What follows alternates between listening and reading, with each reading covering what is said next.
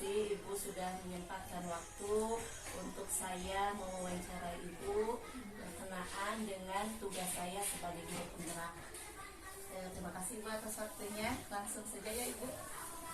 Begini Ibu, selama ini selama Ibu memimpin di sekolah ini, bagaimana Ibu dapat mengidentifikasi kasus-kasus yang merupakan dilema ITK atau rujukannya? Ya, terima kasih Bu Uti untuk identifikasi tentang kasus-kasus dilema etika. Memang benar di sekolah itu terjadi berbagai banyak dilema, baik etika juga ada dilema pendidikan moral. Jadi dari kedua ini kita bandingkan dulu antara dilema etika dan pendidikan moral. Untuk dilema etika itu kan adanya seorang pemimpin harus mengambil keputusan dari kasus di mana ini terjadi apabila harus dipilih satu dari situasi untuk memilih di antara dua pilihan, di mana kedua pilihan secara moral benar tetapi bertentangan. Jadi bertentangannya mungkin dengan moral ataupun dengan lingkungan. Terus yang keduanya tentang rujukan moral itu seorang pemimpin harus mengambil keputusan dari benar atau salah. Ini memang harus disikapi di dalam kehidupan bermasyarakat, sekolah dan lingkungan sekolah. Oleh karena itu untuk membedakan apa kasus yang terjadi, apakah itu termasuk dilema etika atau rujukan moral, selanjutnya kita harus mengetahui paradigma apa yang terjadi pada kasus di mana terjadi di sekolah ataupun di lingkungan masyarakat yang harus mampu diambil keputusan dengan penggunaan yang positif serta langkah-langkah keputusan yang tepat. Mungkin itu untuk identifikasi kasus dilema dan rujukan moral. Luar biasa sekali ya Bu, tantangan buat Ibu ya untuk mengambil keputusan sesuai dengan langkah-langkah yang seharusnya Ibu ambil. Kemudian Ibu, bagaimana selama ini Ibu menjalankan pengambilan keputusan di sekolah Ibu, terutama untuk kasus-kasus di mana ada dua kepentingan yang sama benar dan sama-sama mengandung nilai kebijakan? Untuk pengambilan keputusan hal yang sangat harus dipikirkan dan diulang, kebaikan dan ketepatan suatu keputusan. Ini memerlukan pemikiran yang harus optimal dengan kita berkolaborasi, mungkin ya, berkolaborasi dengan warga sekolah, lingkungan sekolah, koresponden juga yang mendukung pendidikan, dan tidak lupa untuk ke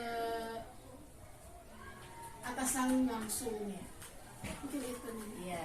Selanjutnya Ibu, untuk langkah-langkah atau prosedur seperti apa sih yang biasa Ibu lakukan selama ini dalam mengambil keputusan untuk kasus-kasus dilema etika? Ya, untuk dilema etika perlu adanya langkah-langkah yang tepat. Di antaranya yang pertama, gali bahwa ada nilai-nilai saling bertentangan dalam situasi dengan cara mengidentifikasi dan menyaring masalah yang berhubungan dengan etika, sopan santun, dan norma sosial. Yang kedua, tentukan siapa saja pihak yang terlibat dalam situasi tersebut. Yang kedua, kumpulkan fakta-fakta yang relevan. Selanjutnya, pengujian benar atau salahnya dari kasus tersebut. Yang selanjutnya, pengujian menggunakan 4 paradigma benar lawan benar. Selanjutnya, melakukan prinsip resolusi dengan menggunakan prinsip pengambilan keputusan, yaitu berbasis hasil akhir, berbasis aturan, dan berbasis rasa peduli. Yang selanjutnya, investigasi opsi dilema, yaitu munculnya sebuah gagasan baru yang kreatif saat kebingungan dalam mengambil keputusan. Selanjutnya, buat keputusan. Yang terakhir, lihat keputusan dan refleksikan. Dalam hal ini, salah satu langkah yang dapat kita gunakan adalah dengan teknik 1A atau inquiry apresiatif menggunakan konsep bagja, yang berarti buat pertanyaan, ambil pelajaran, gali mimpi, jabarkan rencana, dan alur eksekusi. Itu pagi-pagi Luar biasa sekali Bu, teruntut sekali ya Bu, itunya langkah-langkah dari bagaimana Ibu mengambil keputusan. Ibu kemudian dari tadi yang prosedur yang sudah Ibu jelaskan, yang dianggap paling efektif dalam pengambilan keputusan pada kasus-kasus dilema etika itu yang mana saja? Apa semuanya? Semuanya ya. semuanya. Ya, oke. Ya. Kemudian yang menjadi tantangan Ibu dalam mengambil keputusan dalam kasus-kasus dilema etika seperti apa Bu tantangannya? Untuk tantangannya, seorang pemimpin harus berani dan tanggung jawab dengan cara membantu menyelesaikan dan mencari solusi terbaik yang diambil untuk terciptanya kenyamanan dalam bekerja, terbuka dan jujur, supaya terciptanya saling menghargai antar teman sejawat. Yang selanjutnya, belajar dari kesalahan yang dijadikan pelajaran bersama sehingga dapat memahami konsekuensi dari tindakan yang dialami. Kemudian Ibu dari tadi yang Ibu sudah paparkan, apakah ada jadwal tertentu ataupun dalam penyelesaian kasus dilema etika, apakah Ibu langsung mengambil keputusan secara cepat gitu, atau Ibu akan menjadwalkan bagaimana penyelesaiannya dalam bentuk dan prosedur seperti apa? Untuk jadwal tidak ada, kita langsung mengambil keputusan jikalau terjadi kasus dilema etika ini, dan langsung di tempat langsung dilaksanakan. Dalam pengambilan keputusan, adakah seseorang yang Ibu jadikan panutan? Kemudian apakah ada faktor-faktor yang mempermudah Ibu dalam mengambil sebuah keputusan? Untuk faktor-faktor yang selama ini mempermudah kami dalam mengambil keputusan, melalui musyawarah dan kolaborasi antar teman sejawat yang ada di sekolah, baik guru, kepala sekolah, juga yang terpenting ada koordinasi atau komunikasi dengan atasan yang lebih berpengaruh dan berpengalaman. Kemudian dari tadi paparan Ibu semuanya yang sudah dipaparkan oleh Ibu, pengalaman apa yang Ibu dapatkan selama Ibu banyak sekali mengambil keputusan atas kasus-kasus dilema etika? Dari kasus yang telah diambil keputusan dalam dilema etika ini, yang terpenting bagi seorang pemimpin baik pemimpin di sekolah ataupun pemimpin di kelas, seorang guru itu yang pertama itu harus tepat menyadari kekurangan diri dan kelebihan yang dimiliki seseorang, sehingga dapat menjadikan situasi lebih baik. Dalam hal ini terciptanya, kalau di kelas mungkin siswa yang memiliki profil pelajar Pancasila yang baik. Kalau seorang pemimpin di sekolah mungkin karena kita adanya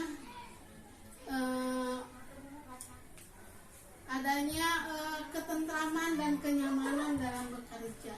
Itu keputusan yang diambil setelah ini terselenggara atau terrealisasi. Begitu mungkin Bu Sri. Iya. Ibu terima kasih atas paparannya yang sudah Ibu menjawab pertanyaan dari saya. Luar biasa sekali Bu, sangat relevan dengan modul yang sekarang saya pelajari di Guru Penggerak, bagaimana cara pengambilan keputusan. Betul sekali, ternyata Ibu sudah menerapkan semua prosedur dari pengambilan keputusan dari di rumah etika, bagaimana Ibu memilih paradigmanya, kemudian prinsipnya, sampai ke 9 keputusan itu, 9 langkah pengambilan keputusan itu sudah Ibu jalankan dengan cukup baik. Itu merupakan pengalaman bagi saya, bagaimana saya mengambil keputusan nanti di kelas saya, menjadi pengalaman buat saya, kemudian menjadi referensi buat saya agar saya bisa mengikuti bagaimana cara Ibu mengambil keputusan, dan selanjutnya Ibu akan menjadi panutan saya untuk nanti bisa saya realisasikan bagaimana cara-cara mengambil keputusan untuk kasus-kasus yang saya hadapi. Terima kasih Ibu atas waktunya. Sama-sama, Bu Sri. Semoga Ibu sehat-sehat saja. Amin. Kedepannya semoga Ibu sukses. Amin. Terima kasih.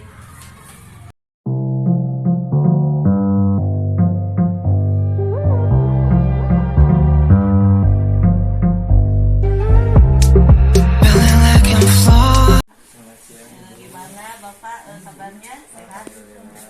Bapak terima kasih atas waktunya karena sudah memperbolehkan saya untuk mewawancarai Bapak berkenaan dengan tugas saya sebagai guru penggerak dalam modul atau tema pengambilan keputusan. Bapak langsung saja ya. Selama ini bagaimana Bapak dapat mengidentifikasi kasus-kasus yang merupakan dilema etika atau rujukan moral?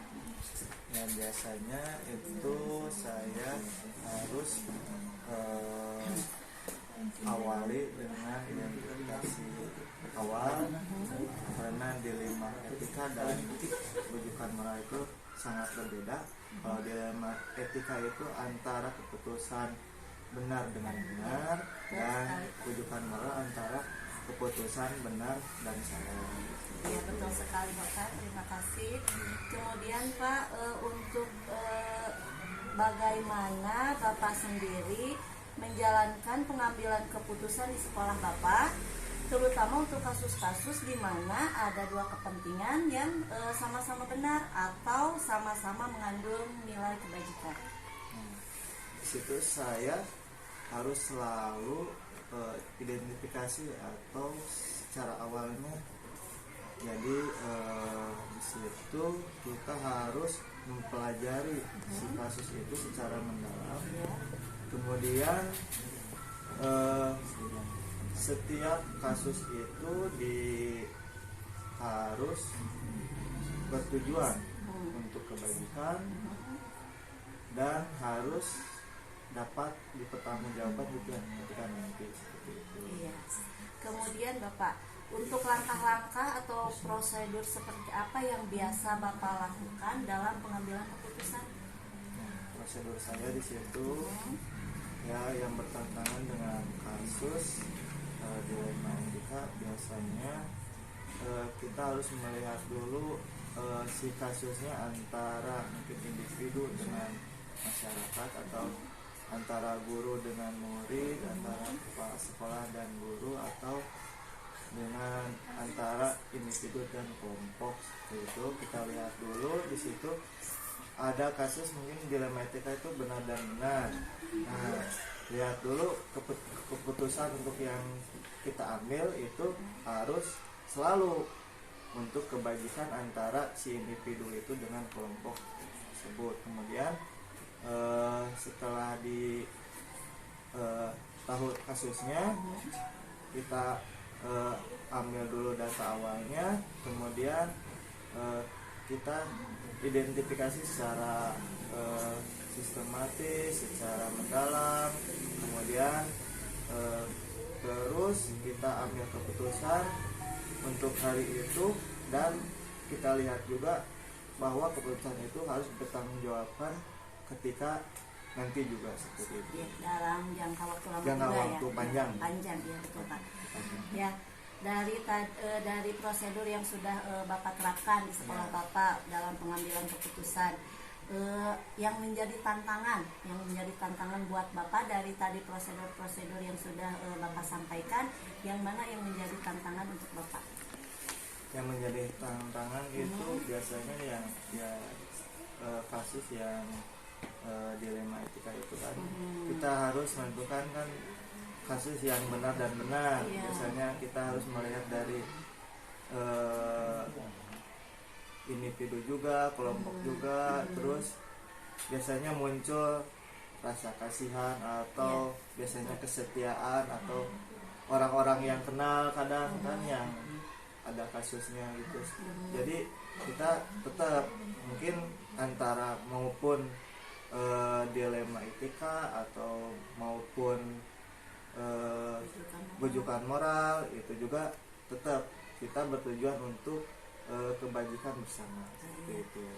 Dari yang Bapak sudah laksanakan tersebut, jadi pada saat Bapak mengambil keputusan ya, apakah memang ada jadwalnya, atau misal kasus muncul terus diambil keputusan secara cepat gitu, atau misal ada prosedur lain? Gimana Kasus tergantung kasus. Jadi kita juga harus perlu seseorang untuk sebagai atau membanding atau orang yang menguatkan, orang yang membantu dalam kasus tersebut. Seperti kepala sekolah mungkin saya juga tidak pasti memerlukan guru untuk mengambil keputusan harus seperti apa dan bagaimana. Tidak semuanya keputusan saklek oleh kepala sekolah sendiri, harus rapat dulu pada guru. Berarti Bapak ada faktor dari seseorang juga gitu ya, dari yang lainnya yang mempermudah atau Bapak dalam mengambil keputusan seperti itu Pak. Iya, ada panutan nggak Pak? Misal Bapak melihat dulu saya punya guru misal ya seperti ini, dan dijadikan itu sebagai bahan untuk pengambilan keputusan, punya nggak Bapak panutan seperti itu? Biasanya saya dulu seperti kalau saya ke sekolah, berarti saya berbincang dulu ke guru yang lebih senior biasanya. Kemudian setelah ke senior, kita tanya-tanya ke guru yang masih junior lah, masih muda gitu, seperti apa. Kemudian saya dikumpulkanlah informasi, kemudian diidentifikasi masalahnya, kemudian harus seperti apa keputusan yang saya nanti berikan. Iya. Dari tadi yang sudah Bapak paparkan, pengalaman berharga apa sih yang dapat Bapak ambil selama Bapak mengambil keputusan dari sekian banyak kasus yang Bapak hadapi? Pengalamannya Pak? Pengalamannya sayanya seperti kalau ada kasus ya kita selalu pasti belajar dari kasus-kasus, dan kemampuan kita dalam mengambil keputusan itu meningkat seperti itu. Seiring berjalannya waktu, kita juga nanti akan terbiasa untuk menghadapi kasus-kasus walaupun yang baru atau yang sudah pernah kita selesaikan gitu. Bapak, terima kasih atas Iya. jawaban-jawaban dari Bapak. Alhamdulillah luar biasa, jawaban dari Bapak itu sangat relevan sekali dengan modul pembelajaran yang sedang saya pelajari saat ini di program Guru Penggerak. Mudah-mudahan dari informasi yang Bapak sampaikan dapat memberikan motivasi kepada saya, dapat memberikan referensi kepada saya bagaimana saya caranya mengambil keputusan. Terima kasih Bapak, sukses selalu, sehat selalu. Amin. Ya, mudah-mudahan berkah bagi kita semua. Terima kasih Pak. Iya. Ya.